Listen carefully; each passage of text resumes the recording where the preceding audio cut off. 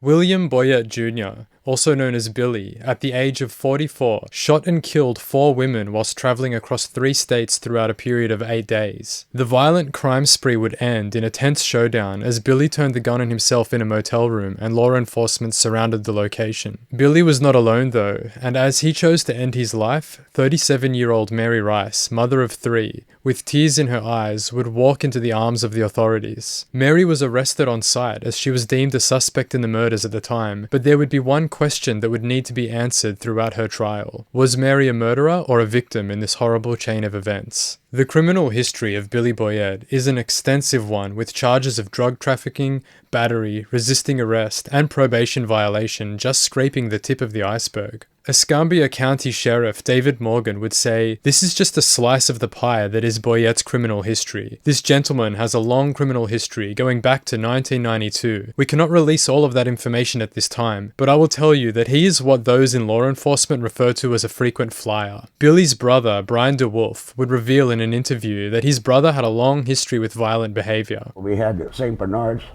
and we raised them, and one of them kind of sidestepped into him, knocked him down. Now he's 4 years old.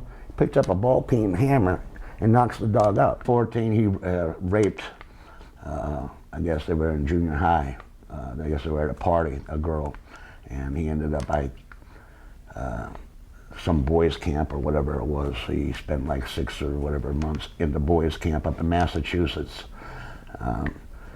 Blamed my mother for not coming up with $25,000 for his legal expenses so he wouldn't have to go to jail. Everything is always somebody else's fault. Somebody made him do it. He's never admitted to doing nothing wrong. And he's a jailhouse lawyer. He knows everything. I couldn't believe the last time he stabbed up the girl, and I figured he's gone. You know, the federal judge said, "I'll see you in here again, you're gone for the rest of your life." But they couldn't get her because she was a criminal, and so they couldn't prosecute him. Even though they had the police there, crime scene photos of blood everywhere at my parents' house. Stab holes through the wall. Like 50 of them.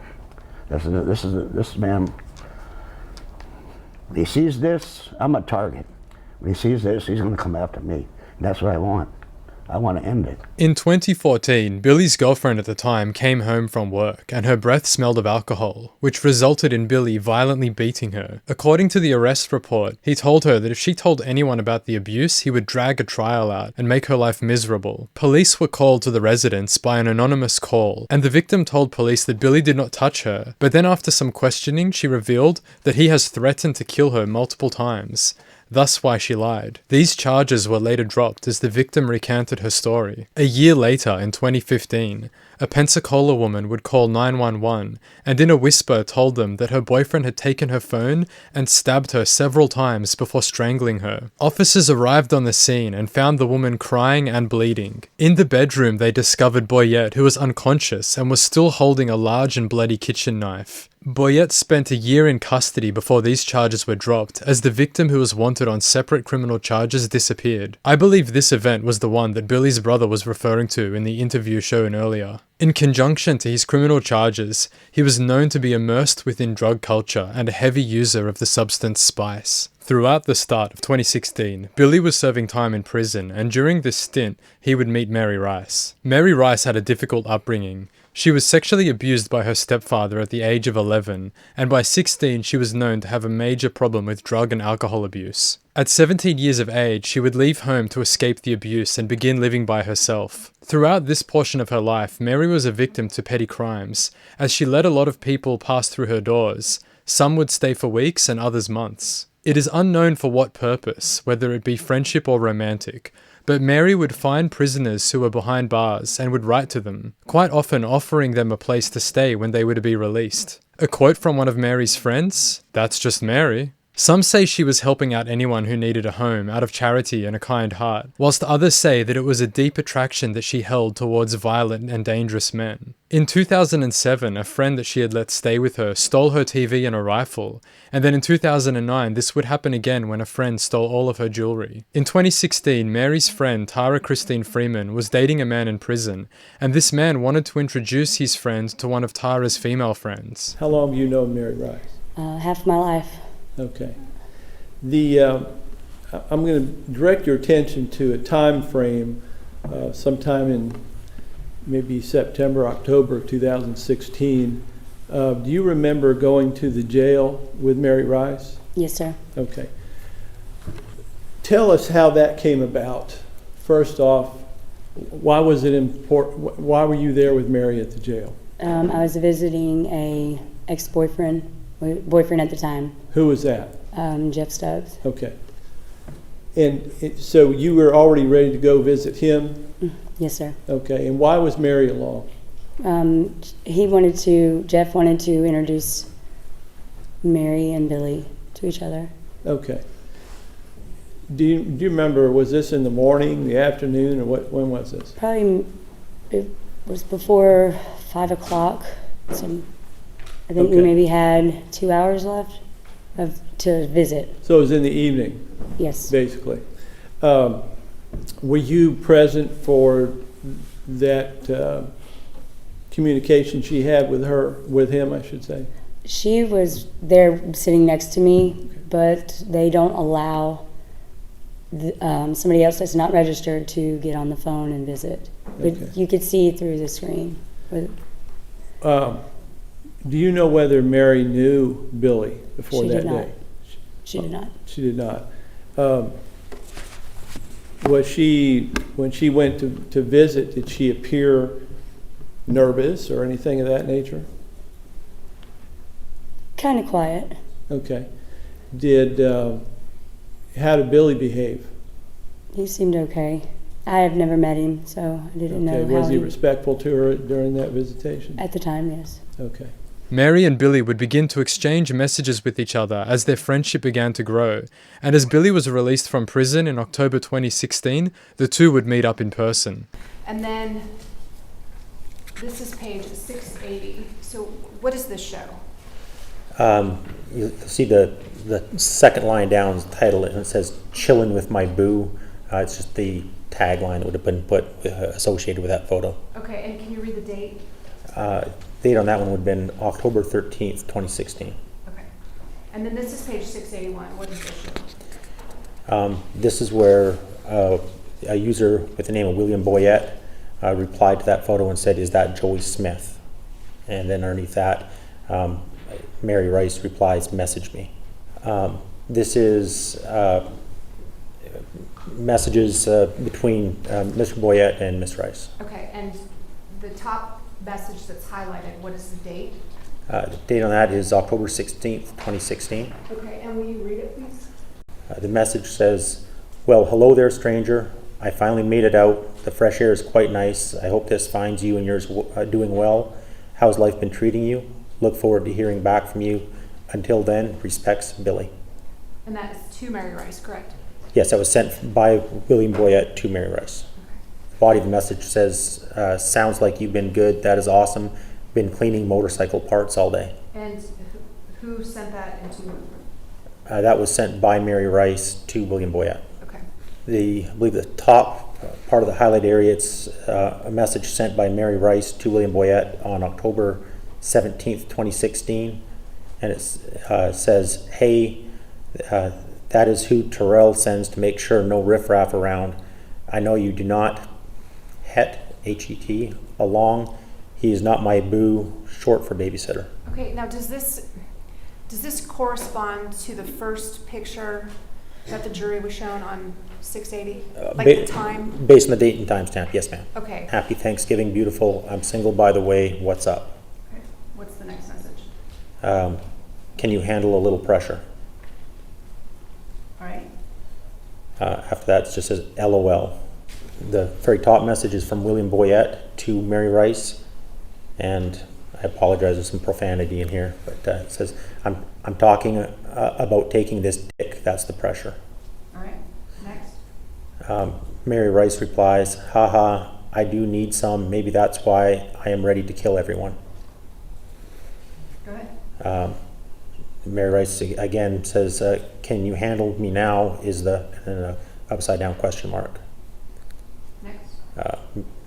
Mary Rice still typing. She says, "See and nothing, you know where I stay." Next. Again from Mary Rice, it says, "I think you scared. Get up with me, single man." Around this time, Thanksgiving 2016, Billy Boyette began a relationship with another woman, 30-year-old mother of 3, Alicia Greer. Greer's father did not like Boyette from the start, and would say across multiple interviews that, "You would have thought this guy was Prince Charming, like he just swept her off her feet. You know how men can be.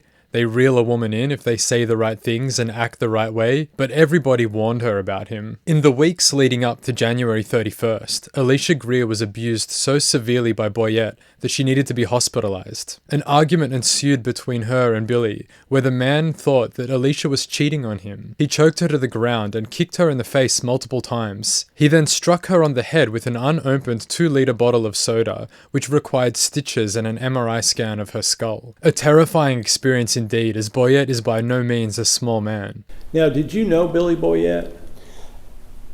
I didn't know him very well, but yes, sir, I did know him. Okay. And can you give us a description of him as to, number one, how big was he? How much did he weigh? I'd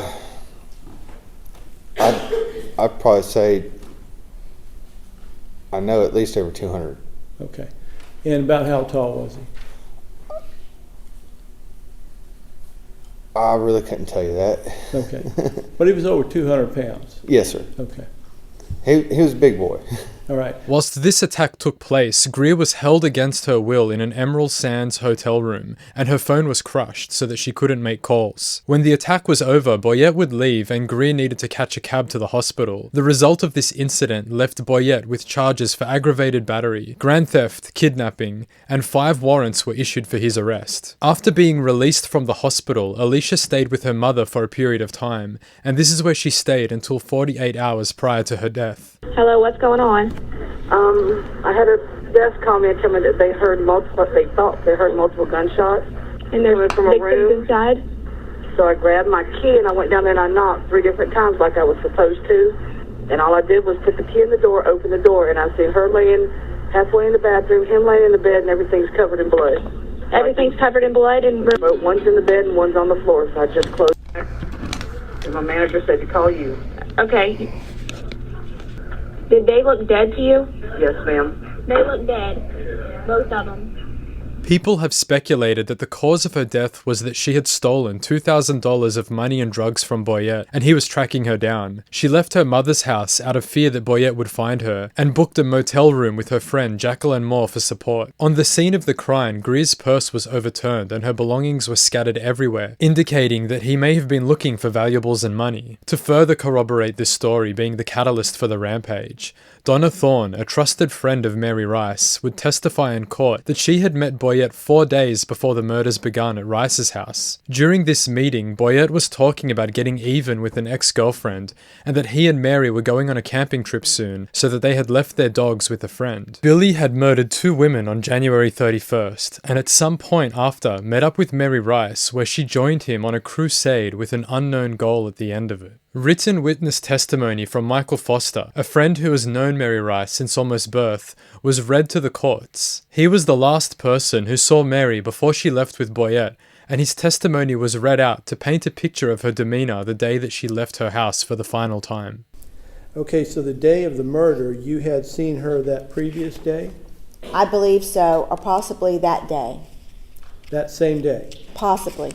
Tell us about the last contact you had with her. Last time I seen her, it wasn't Mary. She was freaked out, is what I gathered. And I have seen her drunk, I have seen her high, I have seen her just wasted. And she wasn't acting like that even. And I worried for her, and I told her to leave. I wanted her to leave with me. I was like, get away from all of this. But when you say you wanted her to leave, that was that day, the last day you saw her? Yeah, the last day I saw her. Let's start from the beginning and tell us what you did that day and how did you work, and did you work that day? Yeah. I worked that day and I came over there. I called her and she didn't answer the phone and I went over there. She didn't mind if I did that, but it pissed her off if anybody just showed up. That's how she was. But when I got there, she didn't want me to be there. She was on edge and freaking out. And I was like, I know something is up. And I was trying to get her to leave, and she just wouldn't leave. She was like, I can't leave. I can't leave. I can't. She wouldn't leave. It freaked me out to the point where I didn't know what to do. But I knew she is tough. That girl can handle it. But so I left it alone. She can handle it. What was she doing when you had gotten there? Scrambling. Like she didn't know what she was doing, basically, is what I gathered. When I first seen her pulled up, she was off. And I wanted to see what was going on. And I walked inside. I mean, she didn't know what she was doing. You mentioned she was off. You went in the kitchen with her. What was she saying or doing when you were in the kitchen? I can't really recall. It was just, she wanted me to go. She was, Mike, you have to go. You can't be here. Nobody can be here right now. You have to go. She was adamant about, you have to go, get out of here. You have got to go. Was that unusual for her to behave like that around you? Yeah. Okay, did you see anything out of place when you walked in? You have been in there several times. Pretty much everything was out of place. It was... Was it typical Mary's house, though? No. Okay. No, it was, I don't know, just gone through and restacked and whatever. It was just different, the whole thing. The kitchen was still a mess as far as dishes and stuff, with boxes and clothes and stuff. Did she appear to you when she told you, tried to get you to leave, did she appear that she was scared at the time, or how did she appear? Yeah, scared to me. She was scared, like out of her own ways and self, but then she seemed real worried about me. I was like, okay, I am out of here. She was like, you have to go. Okay, Mary, call me in a while and tell me what is going on. If you need me, I'm here. It is uncertain whether Boyette had already met with Rice during this event that Michael Foster testified to, but what is certain is around the same time of the murders, both Billy and Mary Rice entered a Dollar General to purchase supplies. They came to my register, both of them came to my register. Okay, was Mary with him? Yes. She was close to him? Yes. No, she wasn't close to him. She was actually, he motioned her to go to put the stuff on the counter, and there was a basket between him and her, and she wouldn't look at me. She just kept looking at him with the basket between them. But she was standing in front of the card reader, and he was on the other side by the candy stand. Okay. How did she appear to you? Scared. Did she have any words with you? No. Did you try and strike up a conversation with her? I asked how they were doing, which is part of our customer service. How are you doing today? And he said to me, I just killed my girlfriend. Okay. What was your response to that? I thought he was joking. Okay. And I said, I've done a lot of things in my life, but I've never done something like that. Okay. And what did they do after that? I checked them out. I don't remember what they bought. I checked them out, and Mary kept looking at him, and he motioned her to use her card in the reader. Okay. Did he ever have any words for her? No. Okay. They didn't, So didn't even speak. It was just eye contact between them? Yes. All right. Have you seen that kind of behavior before? I have. Mm-hmm. And where have you seen that behavior? I've been in different drug rehabs, like 10 years ago.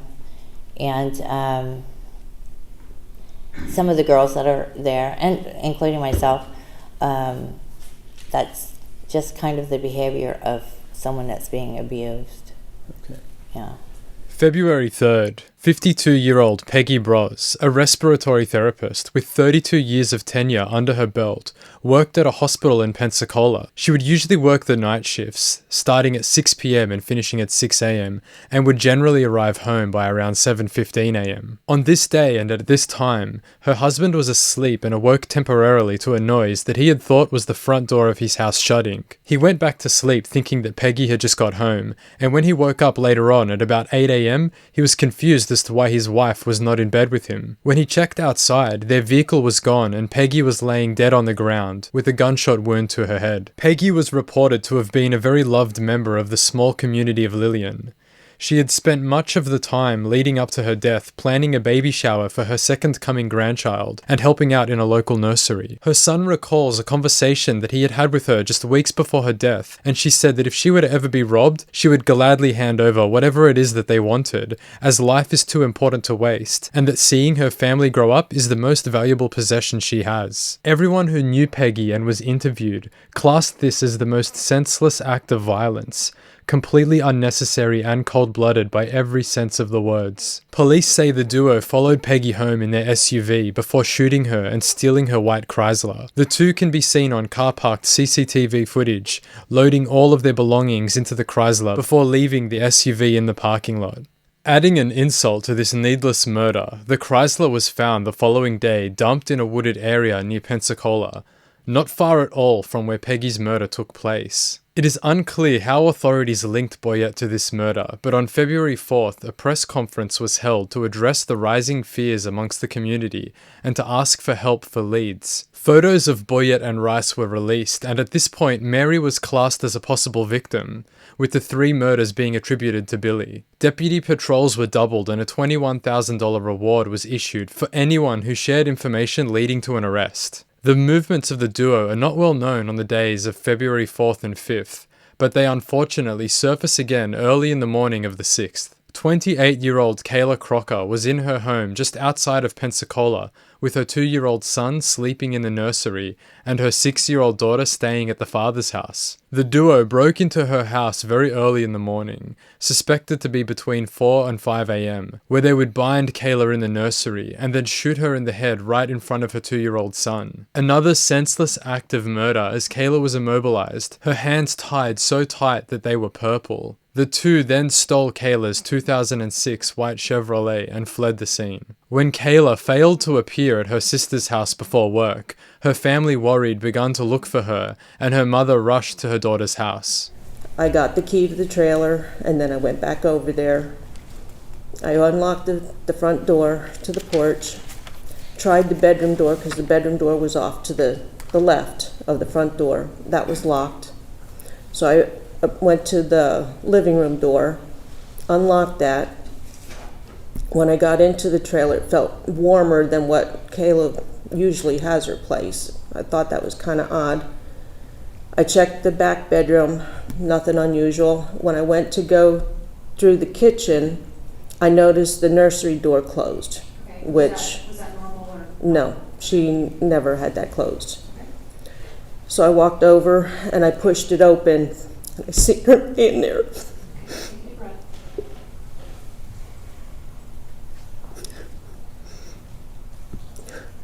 But she wasn't laying, she was sitting. She was sitting leaning up against the dresser with her legs under the crib. She was facing the crib. And did you notice any immediate injuries to her? Pardon me? Did you notice any immediate injuries to her? She had blood that was dried and running down the side of her face. You said she was sitting up against the dresser. Yes. Did you notice, was anything binding her? She had her hands like this, and her hands were tied with a shoelace real tight. Her hands were purple, and then there was white rope wrapped around that, tying it to the back of her, but having it firm against her waist. Okay. After I found her, I seen her hands were purple. I called my daughter, told her to call 911, get ambulance there immediately, because her breathing, it was like a mechanical, it was horrible, but she was still breathing. And my phone was about ready to die, so I asked her to call, and I went into the kitchen looking for scissors, but I found a knife instead. I couldn't find the scissors. So I cut the shoelaces off of her, and I leaned her forward, and I seen it was a half bow, so I pulled the one, and it came apart, and then she fell over. Kayla's mother would call 911 at 6:30 a.m. and they rushed the injured woman to the hospital. Kayla would not survive her injury and passed away the next day, as the damage to her brain was too extensive to recover from. After Kayla was admitted to hospital, an emergency press conference was held. Thank you all for being here today and continuing to assist the Escambia County Sheriff's Office and surrounding law enforcement agencies, as well as the State Attorney's Office, in the continued pursuit, hopefully leading to the arrest of William Boyette and Mary Rice. Till such time that we get Mr. Boyette and Miss Rice in custody, again, practice some common sense. When you go to work, when you come home, make sure a friend or family member knows where you are, what your expected time of arrival is. Again, these may seem like measures in the extreme, but we're dealing with an extreme situation here. And in short, we have a killer, and he is in our midst, has been in our midst, and everyone, and I mean everyone, should be aware of this, should be aware of what they look like, how they've been traveling, and take the appropriate measures. And with that, again, I just want to reiterate the efforts that we're putting out here at the Escambia County Sheriff's Office, and then I'll turn it over to Ms. Reddens. During this press conference, a photo was released showing the duo walking through the bushlands of Pensacola. This image was captured using a game hunting camera and was taken only a few miles from where Kayla lived. Boyette is seen wearing a black shirt, light blue denim over it, black pants, and holding a handgun. Behind him is Mary Rice wearing an orange sweatshirt, a clear bottle container with orange liquid in her left hand, and several bags in her right. Rice's hair was now dyed orange, did not appear bound, injured, or distressed at all, and was now named as a suspect in the manhunt. Prior to the press conference, at 5:45 a.m. after the shooting of Kayla, Rice and Boyette would stop at a Shell gas station to fill the vehicle only a few miles from where Kayla was killed. It was a white car at Pump 1, had a dent in the back passenger side and some symbols on the back windshield. Did you see anyone else in the white car with her? No one got out of the car. And after you said Ms. Rice pumped the gas, did you see where the car went from your gas station? They went across the street to Hardy's restaurant. Ms. Reinhardt, when you first saw who you believed to be Mary Rice at that time, I think your statement was she didn't seem distressed or upset at that time. Is that correct? That is correct. But isn't it true that she did appear to be drugged out? She seemed to be like she'd been up all night, yes, sir. Okay. When you say drugged out or up all night, what do you mean by that? Can you explain what you saw? Like she was out partying. Okay. Been up all night partying. Was she slurring her speech? No, sir. Okay. At that time, did you have a conversation with her at all? I tried. She would not converse in a conversation. She would not. Okay. And you said you saw it. Did you see the car outside? Yes, sir, I did. Did you see, was there anybody else in that car? There was a person in the driver's seat, yes, sir. Okay, so if that person was in the driver's seat, she wasn't driving the car? She was not driving the car, no, sir. Did she have difficulty walking at all? Pardon me? Did she have any difficulty walking, did you know? Not that I noticed, no, sir. And again, she purchased road atlas? Yes, sir, she did. And some tampons? And bar soap. And bar soap. And gas. It is now February 7th. By this stage, pictures of the stolen vehicle have been plastered all over social media, and a tip had come into police that the vehicle was spotted at a motel in West Point, Georgia. When officers arrived, they confirmed that it was Kayla's car in the parking lot, and upon speaking to the clerk, confirmed that Mary Rice had checked in the day before using her real name. Deputies set up a perimeter around the location and secured the only exit to the room, whilst tensely waiting for Billy and Rice to emerge. As this standoff happened, Rice and Boyette could be seen periodically opening the curtains and waving at the deputies. A SWAT team was called in, and moments before they entered the building, the door swung open. Mary Rice exited on her own and was quickly apprehended.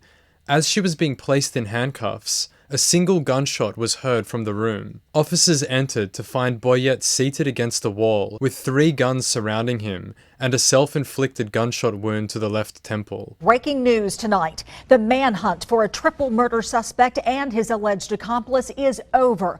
Billy Boyette Jr. is dead and Mary Rice is in custody. Police tracked the couple to a motel in West Point, Georgia, where Boyette killed himself and police arrested Rice. Mary Rice would stand trial in Florida to face the charges of accessory to murder after the fact for the murders of Alicia Greer and Jacqueline Moore, and 1 count of first-degree murder for Kayla Crocker. The trial for Peggy Bros would need to commence at a later date, as it will take place in Alabama. Mary's defense would portray her as a victim that was acting out of fear. Letters that Mary had sent to her friends and family after her arrest were entered as evidence. Quote, "I met a true monster. God, I lived through it. I do not deserve to be locked in this cage." They presented Mary's criminal record, showing driving offences, check fraud, failure to appear in court, obstruction of justice and drug possession, and that none of these had any evidence of violent tendencies. Multiple witnesses were presented to testify for the character of Mary.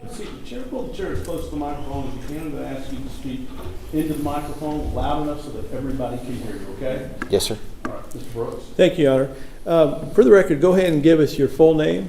Joseph Randolph Craig. Okay. Mr. Craig, are you the brother of Mary Rice? Yes, sir, I am. Okay. Do you know whether or not she took in other people in her trailer? Yes, sir. Okay. Yeah, she'd always have a friend of hers over that needed a place to stay, or if they were on hard times, they'd crash it or whatever. She was always helping somebody out. Okay. They claimed that in her time spent with Boyette, she sustained cigarette burns, bruising, and a mark on her forehead which was the result of a pistol whip. It was stated that after Boyette murdered the first 2 victims, he came to her house in the middle of the night with a gun and told Rice to pack her bags and to come with him. The crockpot that she had left burning at her home with food still in it was presented as evidence that she was forced to leave the house abruptly. Mary's defense argued that Billy repeatedly told her throughout their time together that he would kill her and her children if she did not comply with his every command. They said that he was like a wild animal who was hunting people for fun. Surveillance footage also shows Mary shopping in Walmart and many other stores, and she is constantly looking over her shoulders. The defense would say that she was in fear of Boyette. Another major weight in the side of the defense was that there was no physical evidence on any of the crime scenes to show that Mary took part in the murders. Her DNA was not found on the bodies or on the direct equipment used in the murders, such as the ropes that were used to tie up Kayla Crocker. Mary's attorney would state that when she got caught up with Billy, she was just surviving. She did not and would not give Billy a reason to murder her. A video of the police interview after Rice's arrest shows Mary crying hysterically and barely audible as she repeats that Boyette is a monster. She says that he kept her drugged and would hit and bite her. She tells investigators that only by God's grace is she sitting here today. The prosecution would paint a much different picture of Mary though, showing Mary to be not only an irresponsible person in general, but one who was not affected by the gravity of these events, nor someone who was afraid of Billy at all, making her equally as responsible for the lives that were lost. The letters that were presented as defense, the prosecution would also point out that in her time post-arrest, she sent multiple letters to a large amount of men. In these letters, she referenced how she was now famous and plans to write a book, and in several of them, she would say that she believed she would be out of prison in no time at all. In referring to her situation with Billy, she would say, "Pressure makes diamonds." Many of these letters were romantic in nature, and she would tell men that she will be back much sooner than everyone thinks. "Just sit back and watch my magic work," she would say. In regards to her relationship with Boyette, there would be 11,000 pages of messages exchanged between the two. Along with this, multiple images holding sexual content were sent from Mary to Boyette. The prosecution would also put a keen focus on how Mary spoke to him throughout the time they knew each other, especially in moments where Boyette became heated. January 18th, 2017. Okay, and what does her text say? It says, "Hey, why did you block me there? I have not do a thing to you." Okay, is there a response from Billy Boyette's phone? Yes. What's it say? Again, same date, January 18th, 2017. Says, "Did nothing for me, I'm sorry, let me start over.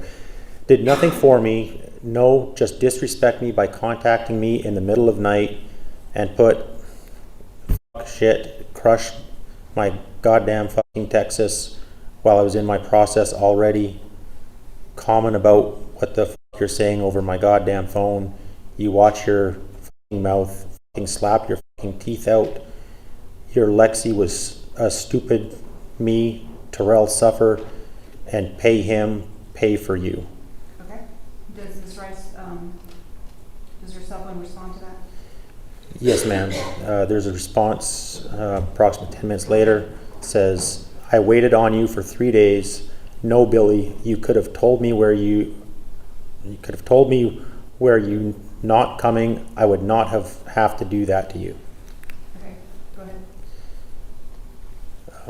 Then it continues again, a message to Billy's phone.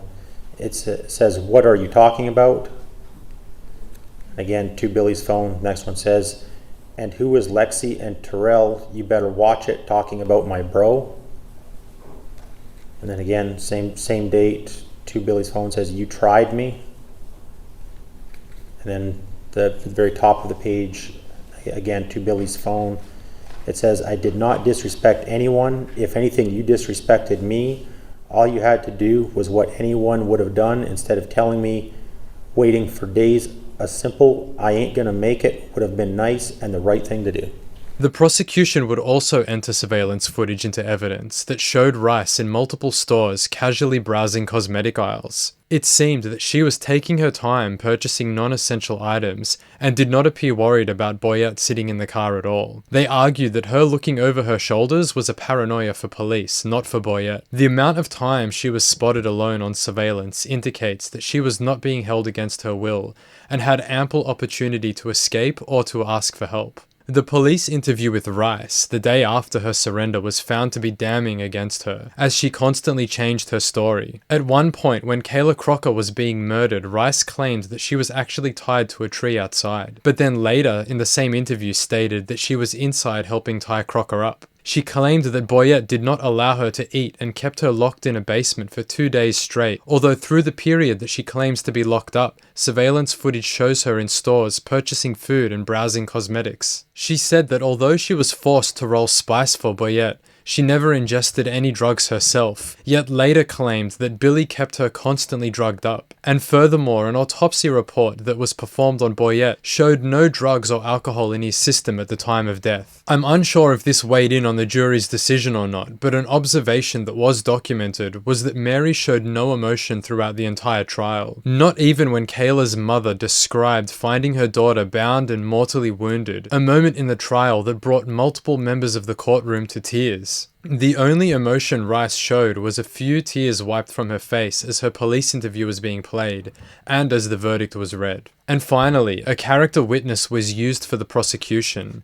A neighbor of Rice who had multiple run-ins with her regarding her dogs coming onto his property. He would testify to an event that shows Rice was not only a liar, as she claims she was in military and that was unable to be proved, but she was also out of control. I had dealt with her multiple times with complaints of her pets getting in my yard. Okay. And then in addition, on somewhere around December 28th, unfortunately, she shot towards my house. Okay. And let me back you up. Does that mean you lived close to Ms. Rice? Yes, ma'am.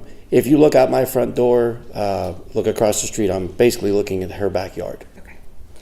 And you said she shot into your backyard? She shot actually towards the front of my house. Okay. What were you doing at that time? At that time, I was actually in my driveway changing the oil pan gasket on my car. Okay. And what first caught your attention? Loud boom, and then it sounded like rain on my house and my car. So I slid out from under my car, and it went off again. Same noise, and I screamed, "Who's shooting a gun?" Okay. And then what happened next? About 3 or 4 minutes later, Miss Rice came to her fence, and she said it was me. I got a new shotgun for Christmas, and I was trying it out. I asked her, well, why were you shooting, or what were you shooting at? She's like, I was shooting at the trees. Okay. All right. And did you suggest to her that that might not be a good idea? Yes, ma'am. I said, that's not a safe thing to do. You can't just shoot at trees. And then I She said, well, I was using home defense rounds. They're not lethal at that distance. Okay. I said, well, what if there was a kid walking down the street or something, you could have hit them? And then I called the law enforcement. I called 911. Okay.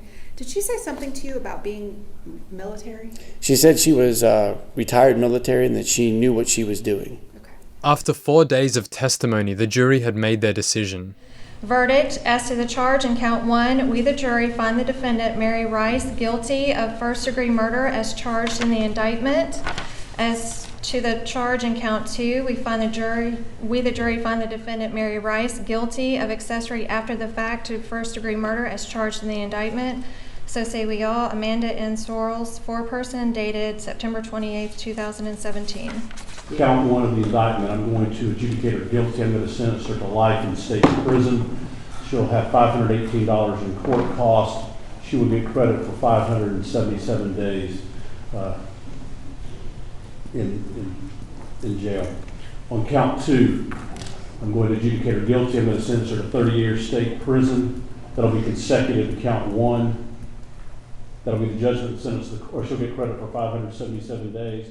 Mary Rice would be sentenced to life in prison for first-degree murder and 30 years for accessory after the fact to murder. And when she serves either 80% of the life sentence or 30 years, she will be eligible to be extradited to Alabama, where she will have to face trial for the murder of Peggy Broz. Richard Huff, a professor in criminology, would say this in regards to the verdict handed down. Even if Mary was a victim, it doesn't make her not guilty of her actions. We know a lot of people who, as a result of abuse in their backgrounds, end up in codependent relationships and are victims of more abuse. One of the things we always try to point out in a case like this is that you're still making choices. It's still a matter in Western civilization that you know right from wrong and make a choice.